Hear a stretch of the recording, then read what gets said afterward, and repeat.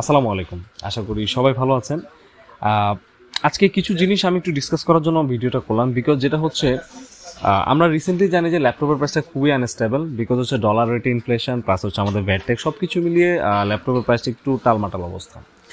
তো এই ক্ষেত্রে এই সিচুয়েশনে হচ্ছে বিভিন্ন স্পেসিফিকেশনের ল্যাপটপ ব্র্যান্ড ভেদে কিন্তু একটু ডিফারেন্ট প্রাইজিং হয়। যেমন দেখা যায় Core i5 11 generation IPS display দিয়ে একটা যদি আপনি এইচপি ল্যাপটপ নিতে যান, সেক্ষেত্রে আপনাকে বাজেট করতে হবে মিনিমাম 85 রেঞ্জে বা মিনিমাম 80 to 85 এর মধ্যে।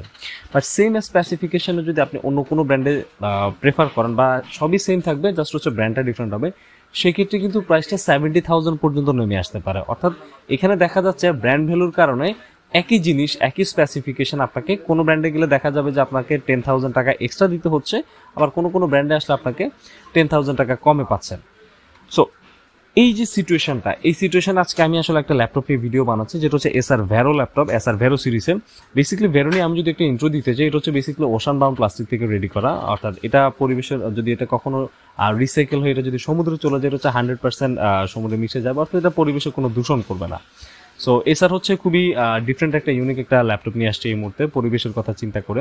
সেই সাথে এটা প্রাইজিং এর কথাটা কিন্তু ওরা মাথায় রেখেছে, বিকজ এই ল্যাপটপটা প্রসেসর হিসেবে ইউজ করা আছে Core i5 11 জেনারেশনের একটা প্রসেসর। সেই সাথে এখানে হচ্ছে 8GB র্যাম দেওয়া আছে, যেটা 448 করা 3200 বাসে, চাইলে আপনি এখানে ফুল এক্সপান্ড করতে পারবেন। অ্যান্ড সেই সাথে এখানে 512GB NVMe SSD আপনারা পেয়ে যাচ্ছেন। আলাদা হার্ড ডিস্কের স্লট খালি আছে, যেখানে হচ্ছে আপনারা ল্যাপটপে যে হার্ড ডিস্কগুলো সেগুলো অ্যাড করতে পারবেন। সেই সাথে এটা ডিসপ্লেটা হচ্ছে 15.6 inch full HD IPS display, এবং এটা কিন্তু ট্রু আইপিএস। সো এটা নিয়ে আসলে আমি একটু বেসিক্যালি বলছিলাম, যারা হচ্ছে একটা ভালো ডিসপ্লে দিয়ে ল্যাপটপ চাচ্ছিলেন ডে টু ডে কাজের জন্য, অফিসিয়াল ওয়ার্কের জন্য, তাদের জন্য হয়তো আপনাদের বাজেট, সেই ক্ষেত্রে আমি বলবো এসার ভেরো ল্যাপটপটা আপনাদের জন্য one of the best deal. Because এই সেগমেন্ট আইপিএস ডিসপ্লে দিয়ে যদি আপনি আসুসের মধ্যে ল্যাপটপ কিনতে যান, সেক্ষেত্রে আপনাকে মিনিমাম 80,000-এর উপর উঠতে হবে। লেনোভোর মধ্যে গেলেও মিনিমাম এই টাইপেরই, এবং এইচপির মধ্যে যদি যান, যেটা পপুলার ব্র্যান্ড, সেক্ষেত্রে কিন্তু আপনাকে মিনিমাম 80 to 85,000 টাকা বাজেট রাখতে হবে। বাট আপনি যদি এসারে নেমে আসেন বা এসার ব্র্যান্ডে যদি চলে আসেন আপনি, সেক্ষেত্রে 70,000-এর মধ্যেই আইপিএস ডিসপ্লে দিয়ে Core i5 11 জন প্রসেসর এসএসডি সহ কিন্তু এই ল্যাপটপটা পেয়ে যাচ্ছেন। অ্যান্ড এই ল্যাপটপটার লুকস নিয়ে যদি আমি একটু কথা বলি, it's very good laptop, and লুকসটা খুবই ভালো।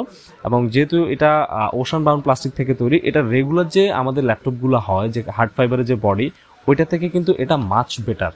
এবং এই ল্যাপটপটার ডিউরেবিলিটিও খুবই ভালো পাবেন। সেই সাথে অফিসিয়ালি ওয়ারেন্টি দেওয়া থাকবে হচ্ছে 2 বছরের।